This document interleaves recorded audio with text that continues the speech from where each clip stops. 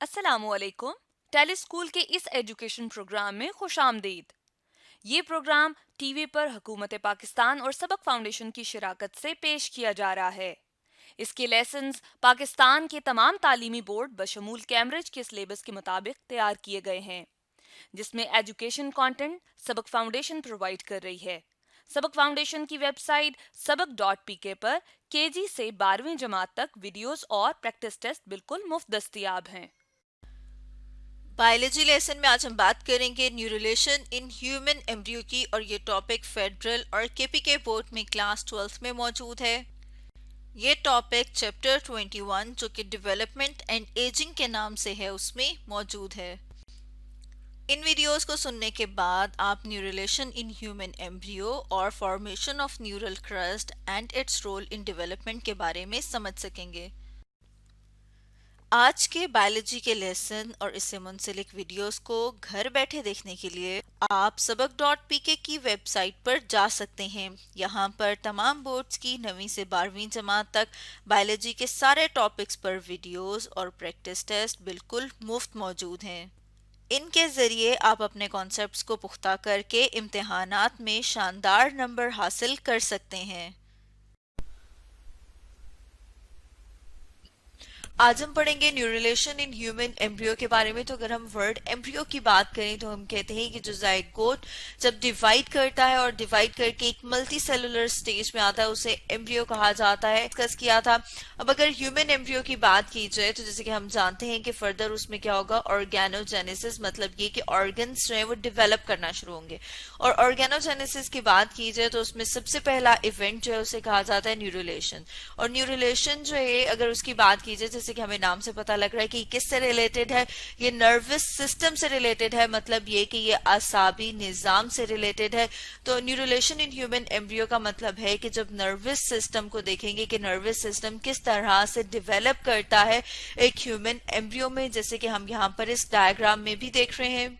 साथ में अगर हम ये देखें कि ये प्रोसेस स्टार्ट कब होता है, तो ये स्टार्ट होता है फर्स्ट मंथ ऑफ डेवलपमेंट में। जैसे कि हम इस डायग्राम में देख रहे हैं कि यहाँ पर 3 वीक्स, 4 वीक्स, 7 वीक्स का एम्ब्रियो दिखाया हुआ है। उसके बाद अगर हम देखें तो 3 मंथ, 6 मंथ, और फिर जब वो कंप्लीट एक एडल्ट की तरह का स्ट्रक्चर आ जाता है, जब हम उससे कहते हैं कि वो एक उसने बेबी की फॉर्म ले लिया, तो उसमें हम देख रहे हैं कि उसका जो ब्रेन है वो कम्प्लीटली डेवलप कर गया। अब अगर हम देखें तो 3 वीक्स में हम देख रहे हैं कि उसका फ्यूचर फोर ब्रेन और स्पाइनल कॉर्ड जो है वो बनना स्टार्ट हुई है। इसी तरह से 4 वीक्स में हम देखते हैं कि उसके जो ब्रेन के पार्ट्स हैं, fore brain, mid brain, hind brain, वो हमें क्लियर कट नजर आना स्टार्ट हो जाते हैं। उसके साथ साथ उसका ऑप्टिक वेजिकल जो है वो भी बनना स्टार्ट हो जाता है। इसी तरह से हम देख रहे हैं कि ये जो डेवलपमेंट है वो होती है, साथ में वो ग्रो करता है और कंप्लीट सिस्टम जो है वो डेवलप कर जाता है।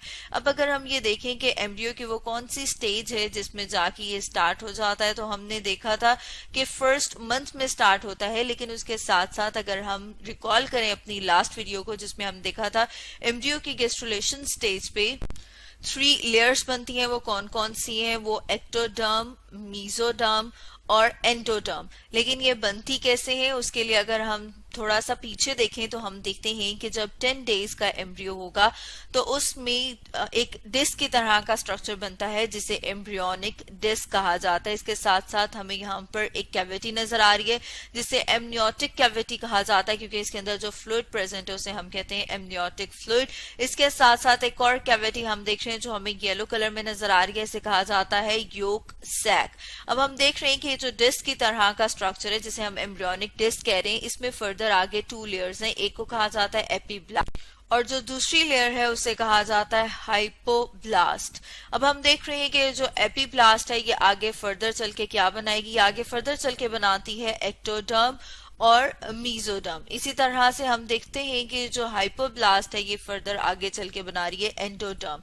क्योंकि हम न्यूरोलेशन की बात करें तो हम देखते हैं कि जो एक्टोडर्म है वो फर्दर डिफ्रेंशिएट करती है और डिफ्रेंशिएट करके वो क्या बनाती है, वो डिफ्रेंशिएट करके बनाती है ब्रेन और स्पाइनल कॉर्ड, जो क्या है, जो हम कह रहे हैं कि फर्दर क्या बना रहे हैं, आसाबी निजाम, मतलब ये कि नर्वस सिस्टम।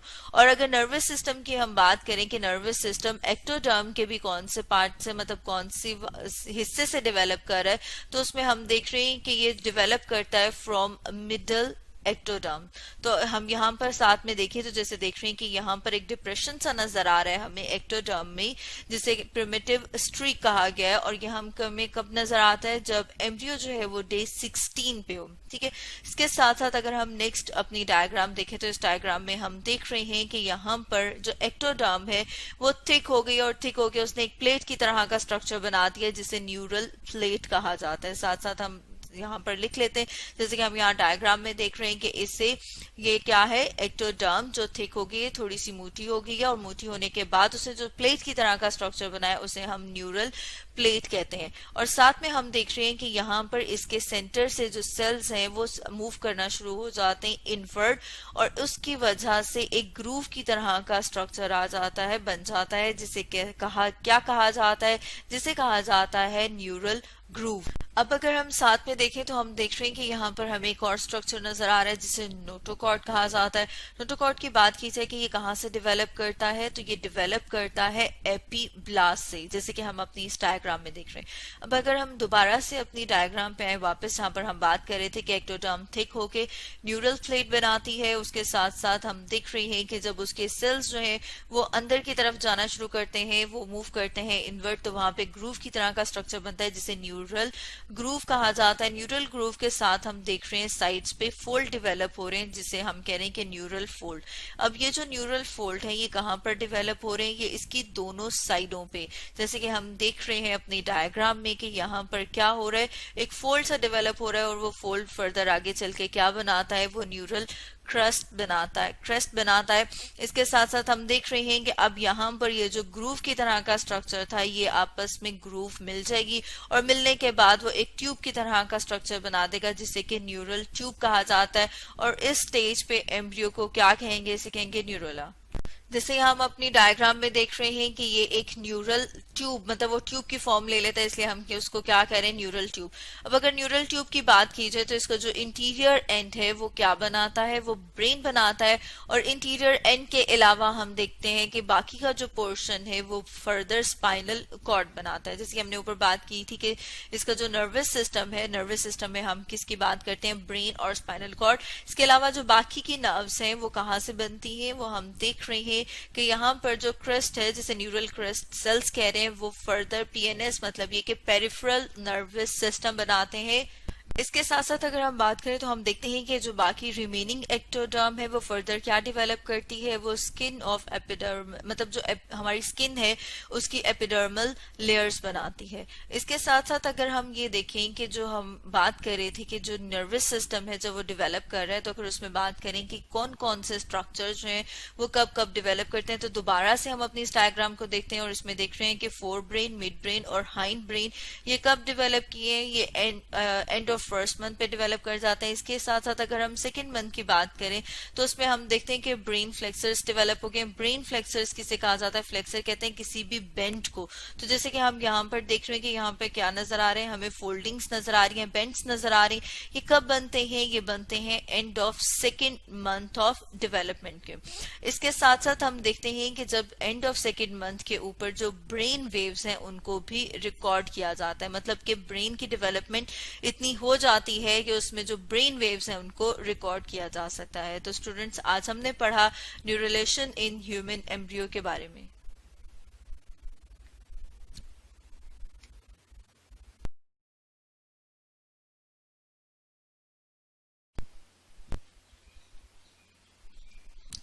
आज हम पढ़ेंगे formation of neural crest and its role in development के बारे में। तो अगर न्यूरल क्रस्ट की बात की जाए कि न्यूरल क्रस्ट क्या है, तो जैसे कि हमने अपनी लास्ट वीडियो में डिस्कस किया था, हमने न्यूरलेशन मतलब ये कि नर्वस सिस्टम की डेवलपमेंट, आसाबी निज़ाम की डेवलपमेंट की किस तरह से बनता है उसको देखा था। तो अगर हम रिकॉल करें अपनी पुरानी वीडियो को तो उसमें हमने देखा था कि गैस्ट्रुलेशन स्टेज पे 3 लेयर्स बनती हैं, एक्टोडर्म, मीजोडर्म और एंडोडर्म। उसमें से एक लेयर है एक्टोडर्म, वो फर्दर क्या करती है, वो फर्दर जो है वो नर्वस सिस्टम बनाती है। तो इसी तरह से अगर हम देखें तो एक्टोडर्म जो है वो अगर फॉर्मेशन की बात करें कि न्यूरल क्रस्ट किस तरह से बनती है, तो हम देखते हैं कि जो एक्टोडर्म है जब वो थिक हो जाती है, मोटी हो जाती है, तो वो एक प्लेट की तरह का स्ट्रक्चर बनाती है जिसे न्यूरल प्लेट कहा जाता है। जैसे कि हम यहाँ पर अपनी डायग्राम में भी देख रहे हैं, ये न्यूरल प्लेट जो है इसमें फर्दर सेल्स जो है वो इनवर्ड मूव करना शुरू करते हैं, अंदर की तरफ सेंटर की तरफ मूव करना शुरू करते हैं, जिसकी वजह से एक ग्रूव की तरह का स्ट्रक्चर मिलता है जिसे न्यूरल ग्रूव कहा जाता है, जैसे कि हम यहाँ पर अपनी इस डायग्राम में भी देख रहे हैं। और न्यूरल ग्रूव जब बनती है तो उसकी दोनों साइड्स पे हमें एक फोल्डिंग की तरह का स्ट्रक्चर नजर आता है जिसे न्यूरल क्रस्ट कहा जाता है। अब ये जो ग्रूव है ये क्या करेगी, आपस में यहाँ से ज्वाइन कर जाएगी और एक ट्यूब की तरह का स्ट्रक्चर दे देगी जिसे न्यूरल ट्यूब कहा जाता है। और ये जो ग्रूव के साथ फोल्डिंग्स अपीयर हुई थी, फोल्डिंग नजर आना शुरू हुई थी, ये क्या करेगी, ये भी एक लेयर की तरह का स्ट्रक्चर दे देगी। और इस लेयर को क्या कहते हैं, इसे कहते हैं न्यूरल क्रस्ट। तो ये तो हमने देखा कि किस तरह से उसकी फॉर्मेशन होती है, किस तरह से वो बनती है। अब अगर हम डेवलपमेंट की बात करें तो उसके साथ एक डायग्राम देख लेते हैं कि डेवलपमेंट है क्या। बेसिकली कि डेवलपमेंट के प्रोसेस की बात की जाए तो हम देखते हैं कि डेवलपमेंट जो है वो क्या है, जिसमें एक फर्टिलाइज एग में फर्दर डिवीजन होती है, डिवाइड करके बहुत सारे सेल्स बनते हैं, वो सेल्स आगे फर्दर डिफ्रेंशिएट होते हैं, डिफरेंट स्ट्रक्चर बनाते हैं, जैसे कि हम देख रहे हैं डिफरेंट सिस्टम्स बनाते हैं, और फिर वो क्या करता है, वो एक एडल्ट की फॉर्म ले लेता है। तो इसे क्या कहा जाता है, इसे डेवलपमेंट कहा जाता है। हम ये देखेंगे कि जो न्यूरल क्रस्ट है उसका क्या रोल है डेवलपमेंट में। जैसे कि हम पढ़ रहे थे कि जो एक्टोडर्म है वो नर्वस सिस्टम बनाती है, और उसी के साथ जब वो नर्वस सिस्टम बना रही है, डेवलप करी है, तो एक लेयर की तरह का स्ट्रक्चर बनता है जिसे न्यूरल क्रस्ट कहा जाता है। तो नर्वस सिस्टम की बात की जाए तो उसमें हम देखते हैं कि ब्रेन और स्पाइनल कॉर्ड, मतलब आसाबी निजाम की बात की जाए तो देखते हैं कि दिमाग, ब्रेन और स्पाइनल कॉर्ड, और इसके अलावा नर्व्स प्रेजेंट हैं। ब्रेन और स्पाइनल कॉर्ड जो है वो कहाँ से बनते हैं, कहाँ से डेवलप होते हैं, वो न्यूरल ट्यूब से। इसके अलावा बाकी जितनी नर्व्स हैं, मतलब अगर हम पेरिफेरल नर्वस सिस्टम की बात करें तो वो नर्व या कंपोनेंट्स जो है पेरिफेरल नर्वस सिस्टम के, वो कहाँ से अराइज होते हैं, वो न्यूरल क्रस्ट से। तो अगर नर्व्स की बात की जाए तो उसमें हम देखते हैं जो सेंसरी नर्व्स हैं वो कहाँ से अराइज होती हैं, वो न्यूरल क्रस्ट से अराइज होती हैं। सेंसरी नर्व्स की बात करें कि सेंसरी नर्व्स क्या है, तो ये वो वाली नर्व्स हैं जो मैसेज लेके जाती हैं ब्रेन तक। मतलब अगर हम बात करें कि बॉडी के किसी भी पार्ट से, इसको हम दूसरे कलर के, बॉडी के किसी भी पार्ट से मैसेज जब ब्रेन तक जाएगा तो वो कौन सी नर्व्स के जरिए से जाएगा, वो सेंसरी नर्व्स के जरिए से जाएगा। इसी तरह से एक और टाइप की नर्व्स होती हैं जिन्हें मोटर नर्व्स कहा जाता है।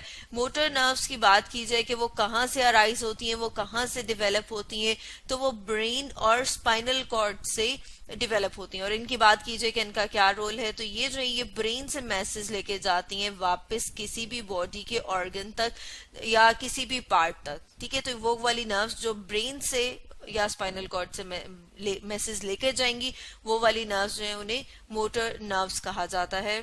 और इसके साथ साथ अगर हम देखें कि इसका फर्दर और क्या रोल है डेवलपमेंट में, तो हम देखते हैं कि जो न्यूरल क्रस्ट सेल्स हैं वो माइग्रेट करना शुरू करते हैं। माइग्रेट करने का मतलब ये है कि वो मूव करना शुरू करते हैं। हम देखते हैं कि वो फर्दर आगे कौन से सेल्स को डेवलप करते हैं, तो हम देख रहे हैं वो एंडोक्राइन सेल्स को डेवलप करते हैं।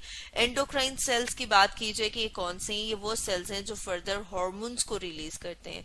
हॉर्मोन्स क्या है, हॉर्मोन्स जो है वो केमिकल मैसेंजर्स हैं जो हमारी बॉडी में स्ट्रक्चरल और फंक्शनल चेंजेस लेके आते हैं। इसके अलावा हम देखते हैं कि ये पेरिफेरल नर्वस सिस्टम के न्यूरॉन्स को बनाते हैं, जैसे कि अभी हमने ऊपर भी डिस्कस किया था कि जो सेंसरी न्यूरॉन्स हैं वो कहाँ से बनते हैं, वो बनते हैं न्यूरल क्रस्ट सेल से। इसके अलावा हम देखते हैं कि ये ग्लाया सेल्स या ग्लायल सेल्स को बनाते हैं। अब ये जो ग्लाया या ग्लायल सेल्स हैं इनका क्या काम है, ये प्रोटेक्शन और सपोर्ट प्रोवाइड करते हैं नर्वस सिस्टम को, हमारे आसाबी निजाम को।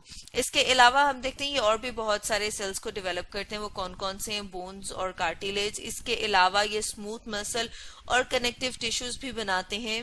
न्यूरल क्रस्ट सेल्स मिलेनोसाइट्स भी बनाते हैं। मिलेनोसाइट्स क्या है, मिलेनोसाइट्स की बात की जाए तो ये वो सेल्स हैं जो हमारी स्किन को पिगमेंट देते हैं, कलर देते हैं। जो हमारी स्किन में कलर है वो किस वजह से, वो मिलेनोसाइट्स की वजह से। तो अगर हम देखें कि आज हमने क्या स्टडी किया, आज हमने देखा फॉर्मेशन ऑफ न्यूरल क्रस्ट के बारे में कि किस तरह से वो बनती है, और उसका रोल देखा डेवलपमेंट में।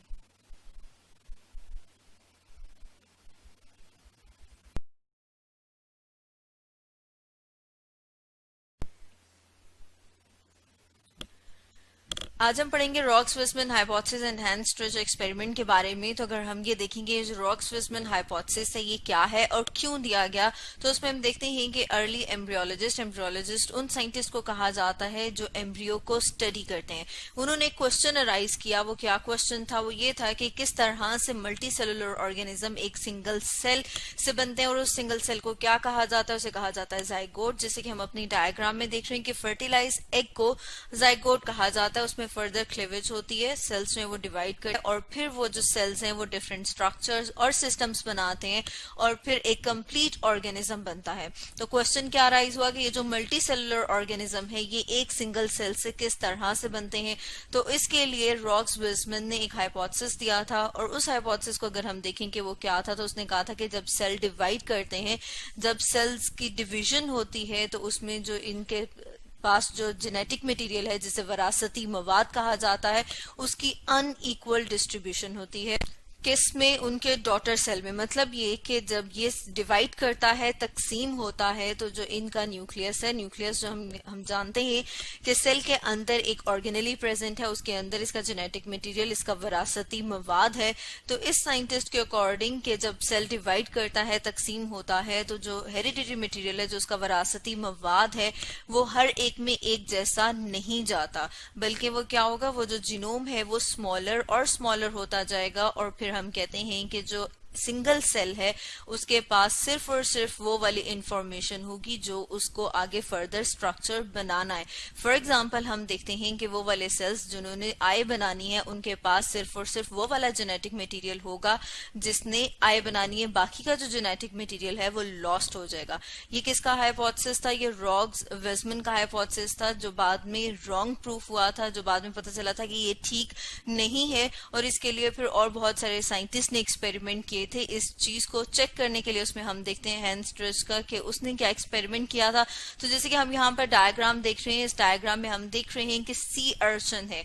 अब सी अर्चन जब 2 सेल स्टेज पे होता है, मतलब जब जाइगोट उसका डिवाइड करता है 1 से 2 होता है, उस टाइम पे उसने इन दोनों सेल्स को सेपरेट कर दिया। जब सेपरेट कर दिया तो उसने देखा कि ये जो दोनों सेल्स हैं इन्होंने कंप्लीट ऑर्गेनिज्म डेवलप किए। मतलब जो सी अर्चन है वो दोनों के दोनों आप देख रहे हैं कि डेवलप हुए। लेकिन वो किस तरह से डेवलप हुए कि जब जाइगोट को हम कह रहे हैं कि डिवाइड करके वो 2 सेल स्टेज पे आ गया था, फिर उन दोनों सेल्स को सेपरेट किया तो उन्होंने कंप्लीट ऑर्गेनिज्म बना दिए। इससे क्या पता चलता है? इससे हैंस स्ट्रेच ने क्या कंक्लूड किया, उसने क्या नतीजा अखज किया? उसने देखा कि दोनों के जो दोनों सेल्स हैं उनके पास सेम जेनेटिक मटेरियल है। मतलब ये कि उनके पास विरासती मवाद एक जैसा है, तभी उन्होंने कंप्लीट ऑर्गेनिज्म बनाए। हालांकि अगर हम देखें दोबारा से रॉक्स विसमन का हाइपोथेसिस, तो उसने क्या कहा था? उसने कहा था जेनेटिक मटेरियल लॉस्ट हो जाता है।